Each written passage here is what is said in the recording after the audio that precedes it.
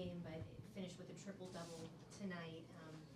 How much is it kind of just trying to pick your poison with him, knowing how he can manipulate the defense?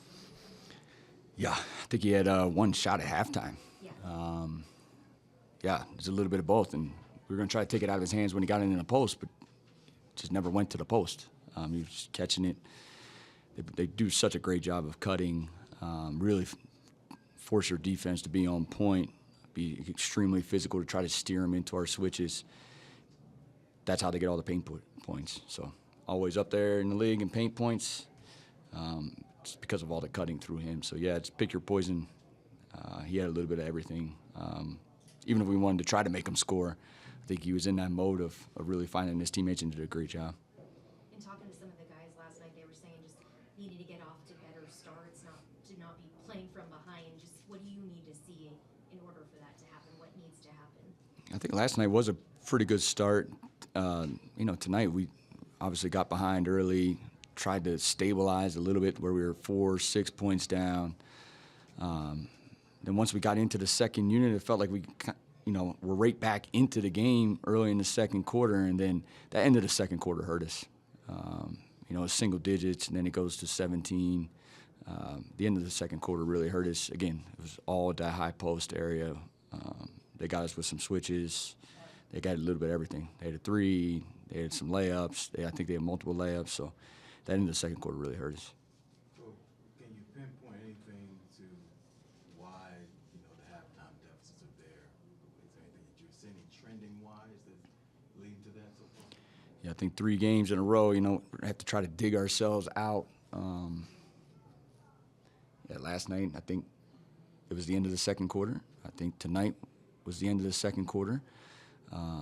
Even in the first game, I think it was the end of the second quarter. Zach got going a little bit. So, yeah, we'll definitely take a look. I mean, that's not a trend you want to keep digging yourselves out of. And then our energy was pretty good there in the third quarter. We started to get back, and then I think we cut it again 10, 11 points, had a couple shots to really get us to single digits in the fourth and just weren't quite able to get over the hump. But that's what this group does. Like, they're super competitive, and as that game got going, tough back-to-back.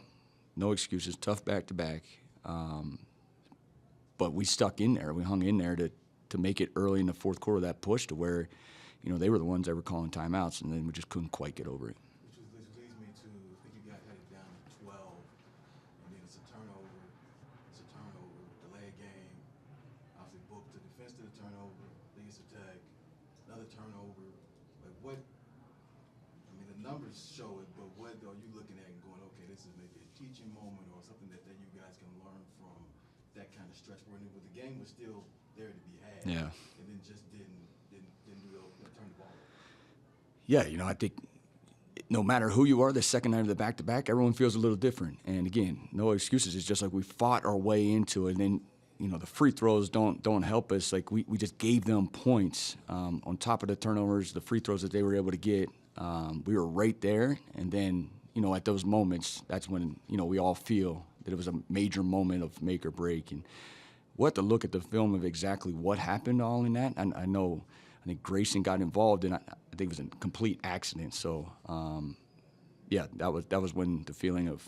That's why we pulled him 4:40 left. So right in that point where we felt that it was time to get everyone else out. Booker obviously was more aggressive at 31, 7 assists, but then the 9 turnovers. How would you assess how he was trying to be more aggressive, but then you have the turnovers with that? Yeah, they're aggressive on him. They're really aggressive on him, and I think it was a little bit of everything. That's always how it is. When something like that happens, it's always a little bit of everything. It's maybe not a great catch, not a great pass, great spacing. They're obviously aggressive with him. Like, that's what they're trying to do, take it out of his hands. Thought last night he made great reads. Again, I think tonight he easily could have had 10 assists. So we'll keep trying to figure it out. That's what we're here to do. We have 79 games left every day. We've got to continue to get better, try to find solutions for our group. That's not going to change. One other thing I had was overall defensively, the numbers are growing in terms of what the teams are putting out. Again, you mentioned obviously the back-to-back. What are you seeing overall defensively in the first? Yeah, we got to be better.